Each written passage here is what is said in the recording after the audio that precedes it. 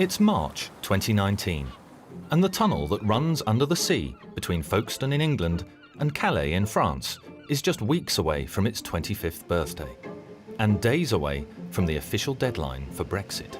Look how white those little ones are. Gorgeous, aren't they? How do they get them that white? Look at them. Well, they're not like ordinary dogs, are they? They're pampered. Oh, yeah. It's also the day after Crufts, the famous dog show. Yeah, I bet there's some money's worth out there. Oh, I bet, yeah. So it's a mellow Monday morning for staff at the Folkestone terminal. A pause before winds of change blow through the longest undersea tunnel in the world.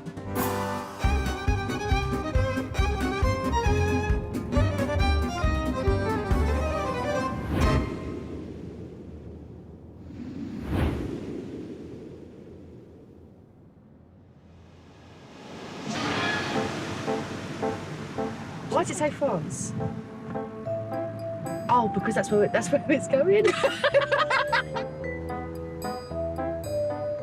The Channel Tunnel is the only physical link between Britain and continental Europe, and it's 25 years old. Who's 25 years old? The tunnel we're going on. Is it? It's older than me. To you. It's older than me. Who's that then? Well, that's a young. I didn't recognise you there, Nick. What was once a futuristic pipe dream became a real-life wonder of the modern world in the early 90s. Look, there's the train. After 6 years of tunnel construction from both ends. How much do you reckon it cost to build? 20 billion? 25. 4.65 Oh, billion. really? Yep, that's 12 billion today. It was 80% more than they thought it was going to cost.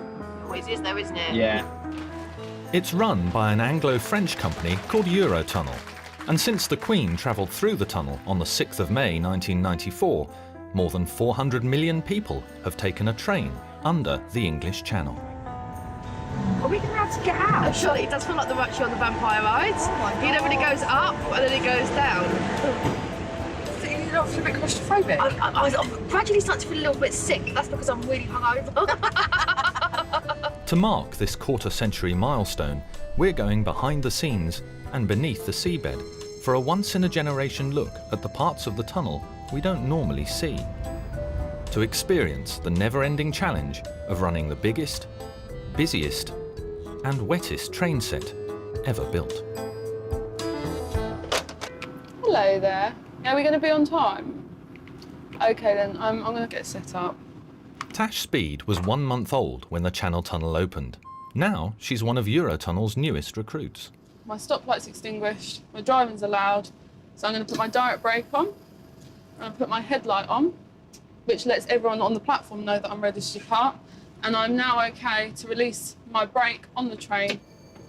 Just a few weeks after completing her training in a shuttle simulator, Tash spends every working day at the controls of the most powerful locomotives in Europe, taking 800-metre-long trains under the sea to France and back again to England 3 times every shift. It does feel really good to be driving. As you can feel today, as it's wet, we're slipping a bit underfoot to feel the train's not gripping, which is something that's really good to feel because in the simulator, you're only simulated what's in front of you, so it's good to actually get a feel for how the train moves. We've got a man up there who's checking our lorries as we go in. He's called an ADF, and he's checking that nothing on the train could potentially catch fire or cause damage, at which point if he thought there was a problem, he would call us back and we would reverse back onto the platform.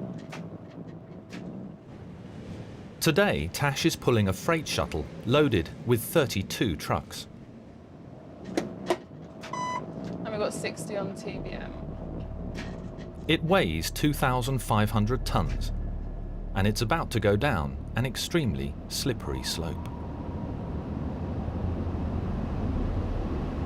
Going into the tunnel, you get a speed of 60, but the gradient's so steep that the train could run away with itself, so it's important to stay under the speed limit. So what we're doing now is monitoring the speed. That's now gotten up to 100, so I can now ask for more traction. And I'm just making sure the train gets up to top speed.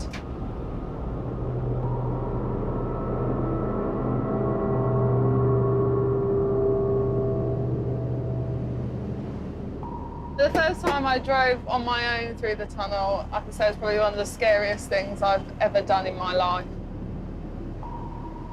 Every noise sounds like the train is broken, and actually they're quite substandard noises like a phone ringing, and you think, oh no, what is it? What's happened? But at the end of the day, the more time you spend down here, the same with anything, you get used to the noises, you get used to the bumps of the train, the movement of the train, the movement of the tunnel, and how it works. And then you can start to recognise actually real faults, not what I perceive to be a fault, like a phone ringing.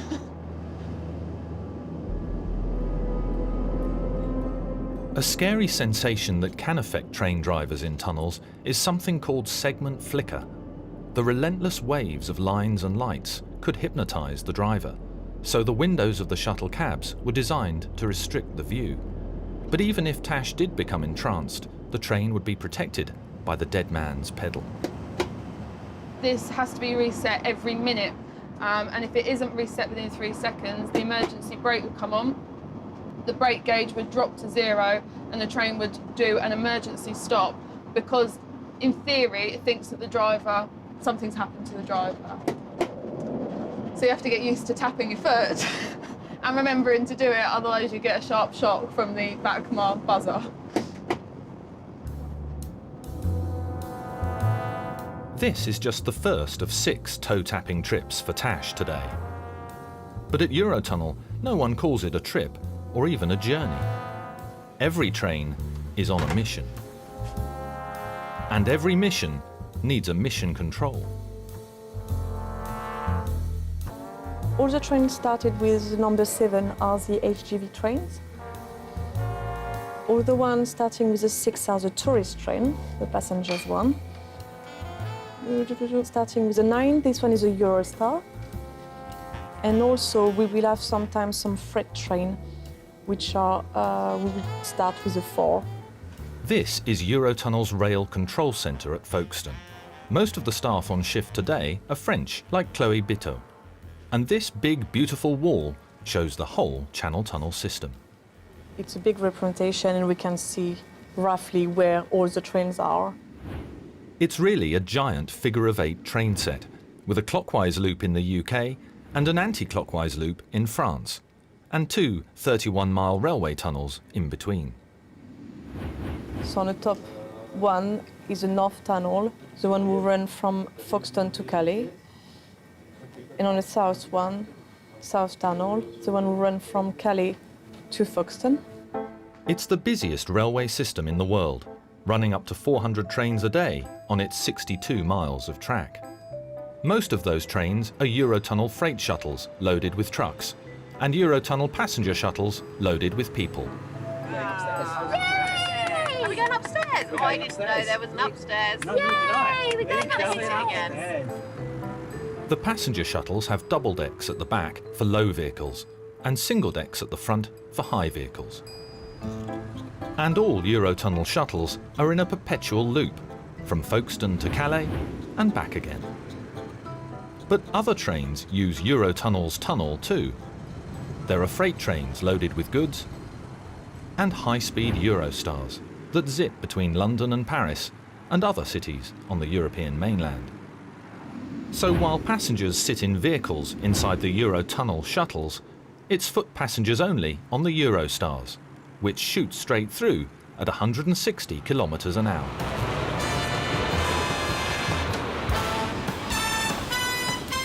After 35 minutes, Tash is back in the living daylights, and it's almost first freight shuttle mission accomplished. All she has to do now is stop the train in exactly the right place on the platform, so the trucks can drive off and straight up the ramps to the motorway. The good news is that if you get it wrong, you only stop twice. On this one I might be stopping a bit short, yeah. Hence why they call me two-stop Tash. There we go, that'd be quite a sharp break there, sorry. Okay, that's better. We've got a blue flashing light, we've got buses. Hello, two stopping again, that's F9, blue flashing light, and you got 2 buses. Thank you.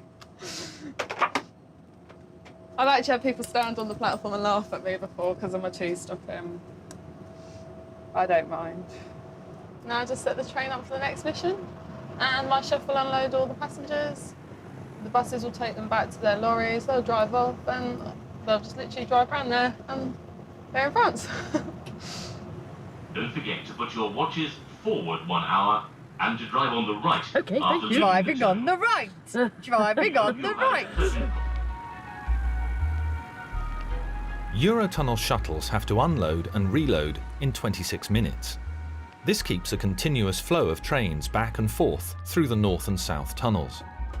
But there's a third tunnel here where flow is even more important. The service tunnel runs between the rail tunnels, and if there's no flow here, there can be no trains running in the other two.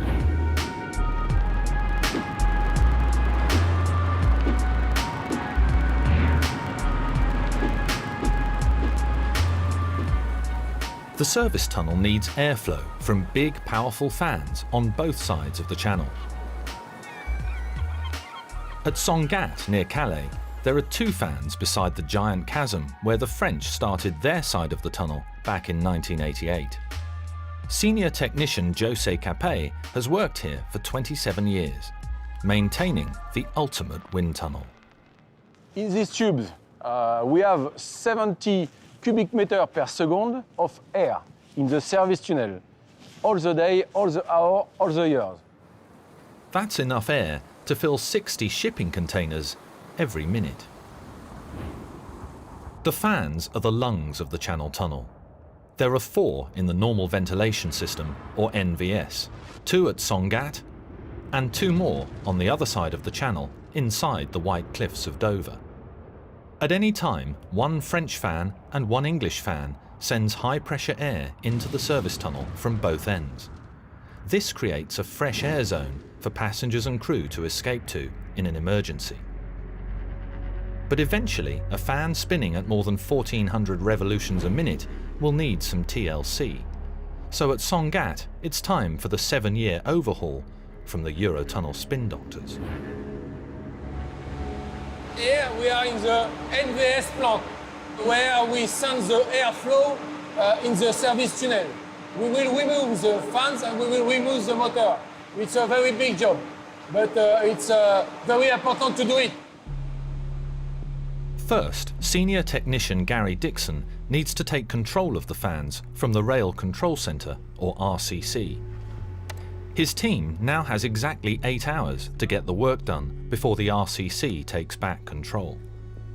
Next, Gary makes sure both Sangatte fans are switched off and stay off, using a combination of old-school hardware and even older-school software. These fans were installed when the tunnel was being built, so the technology here is the stuff of legend, and it's refusing to give up. It was put in when the fans were put in the late 80s, so she's getting old now, but she does what she needs to do. With both fans off at this end, all the air in the service tunnel is coming from 1 fan in England, and the team can get to work. Mike Heath installed the fans here 30 years ago, so he knows what a noisy job this can be. And why it gets even noisier every time a train goes past in the tunnels 50 metres below. Air pressure that's coming up from the tunnel, we get a small amount of leakage, and that leakage creates some noise as the air passes through the seals, just like an organ. She's moving. With the blades removed, it's time to take out the heart of the fan, This way. the impeller. It'll be stripped, cleaned, inspected, overhauled fully, all new components, and reassembled.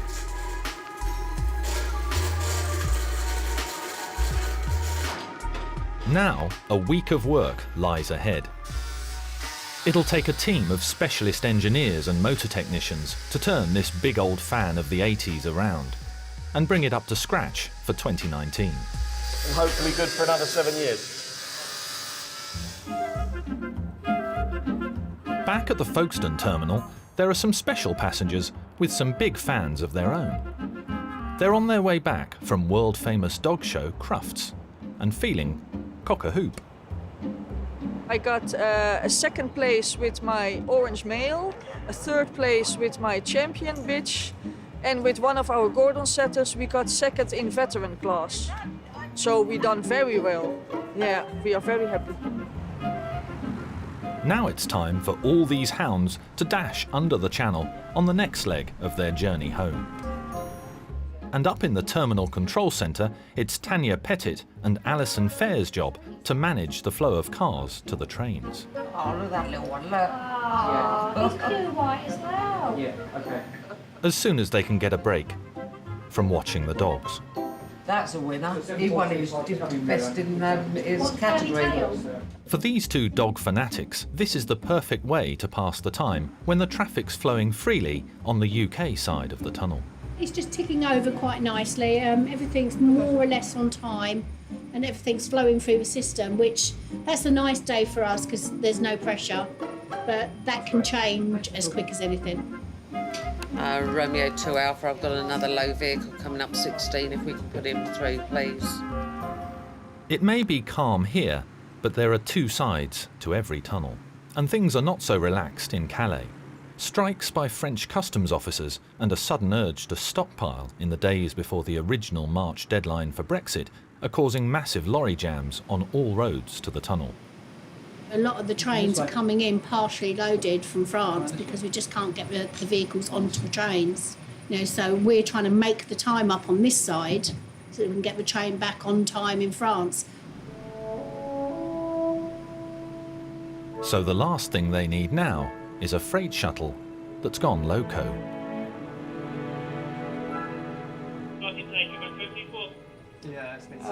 Once you get it on chalk, just give us a shout and we'll see. We'll hopefully be able to put it straight onto another train.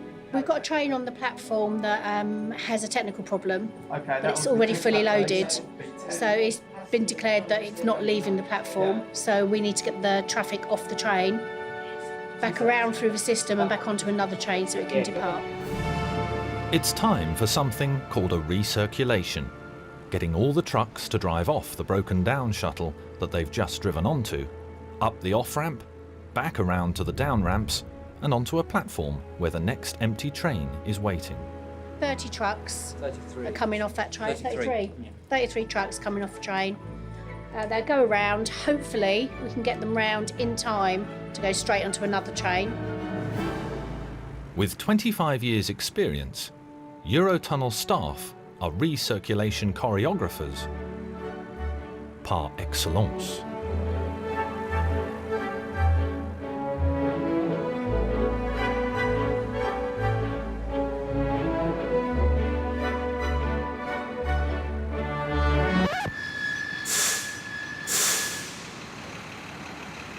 As they say in France, oops.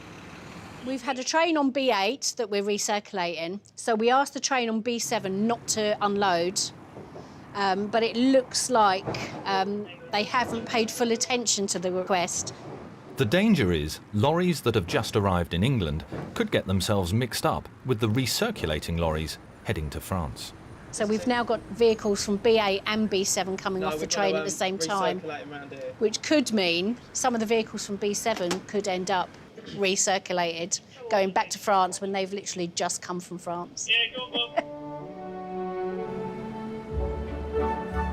Although lorry drivers are renowned for their patience, there is a danger that some might be mildly miffed at finding themselves heading back to France minutes after arriving in England. So the traffic's now coming around. Dispatcher OB1, allocation. We're going to swing it around and up the platform, back round again, and then put it back on the next train.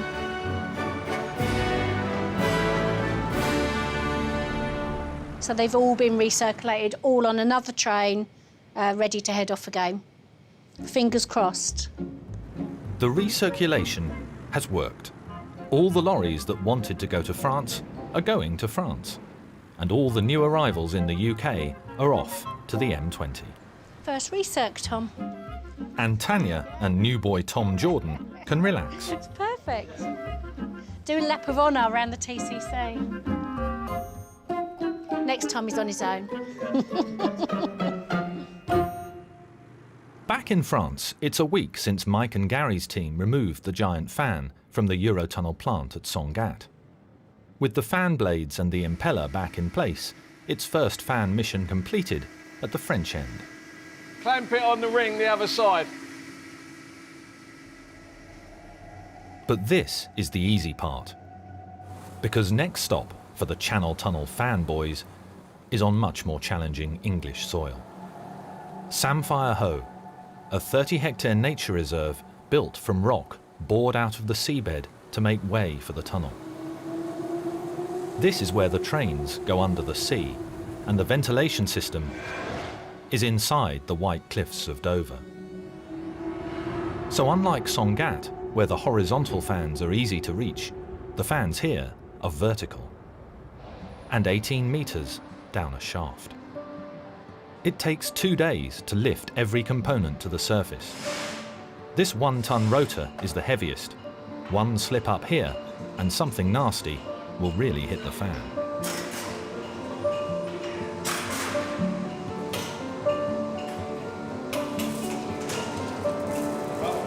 Once it's on the floor, we're happy. Any lift is exactly the same. All the time it's in lifting operations, yeah. We're hearting them out. It's on the floor, we're happy, and we're ready to do the bearing change. Scary part over, Jose's come to take a closer look at the black hole where the fan used to be. This hole is the shaft. Normally this motor is air, and the motor takes the air by these tubes, takes the air outside, the atmospheric air, and send it in this hole. And that atmospheric air, the stuff you and I breathe all the time, leaves its mark after 7 years of constant flow. All the road traffic. Yes, the road traffic, the diesel, the finest particles. But what takes 7 years to make dirty can be cleaned up in hours.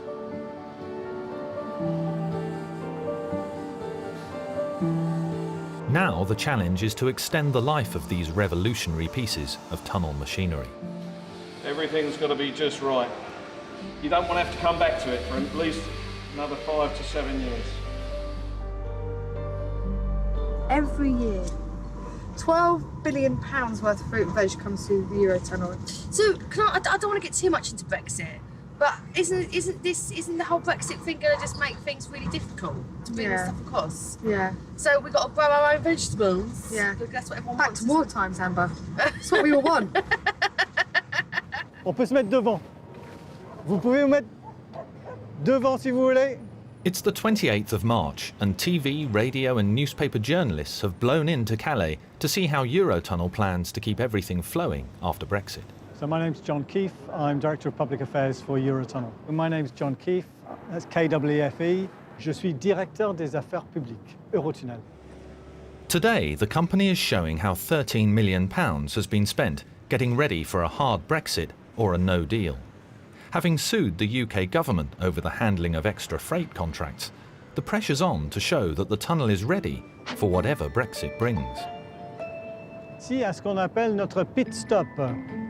This is built for worst-case scenarios. We are ready for Brexit today. Today is all about showing everybody what new infrastructure we've got and how that will help the traffic to keep flowing in the worst case of a no-deal Brexit, whenever that might happen. Borders elsewhere around the world tend to be very paper-based and very manual. This is a fantastic opportunity to bring the border into the 21st century. The plan relies on technology, with number plate recognition and document scanners capturing information on every truck. We'll take that scan here at the security controls whilst they're already stopped. So doing the scan won't add any time into the process.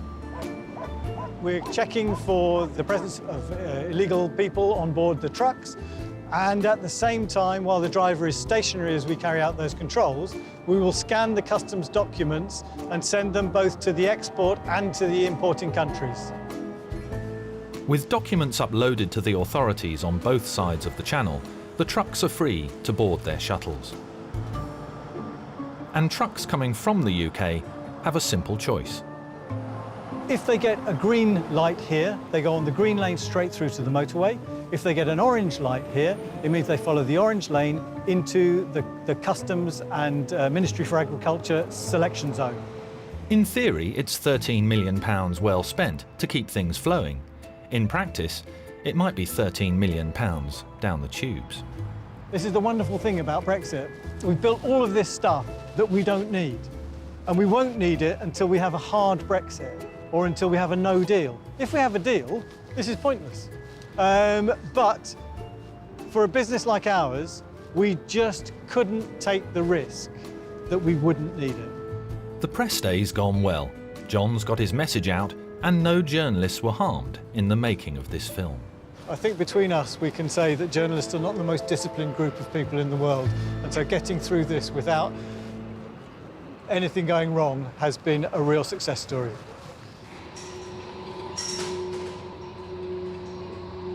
Back in England, the overhaul of the ventilation fan is almost complete. Now it's time to put the impeller, the guide vane and the rotor back in place and slide the entire mechanism back over the hole to the tunnel below. And just in time, because the second fan here has suffered a sudden electrical fault and won't restart. With all the air coming from one fan in France, it's crucial to get the reconditioned fan back up and running, and Jose is waiting patiently in the service tunnel below, trying to catch the wind. Being invisible, wind doesn't make great telly. So we asked him to bring a whirligig to work today, to show how strong the airflow gets when the fans are running. We've lost the control voltage, so it's a good job we've got a backup fan, a standby fan, and it's back online just in time.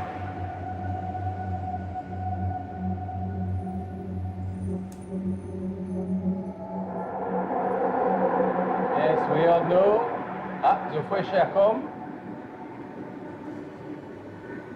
Yes, good. Perfect. Yeah.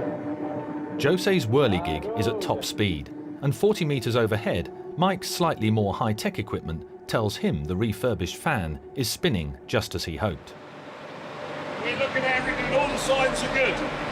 Everything's perfect. So, all good. So Jose can head back to France, with the trains running and the fans spinning. Yes, we have 50 kilometers to do. And air flowing freely from both sides of the English Channel. But at the middle point, we have fresh air was come from France, and it's better for me.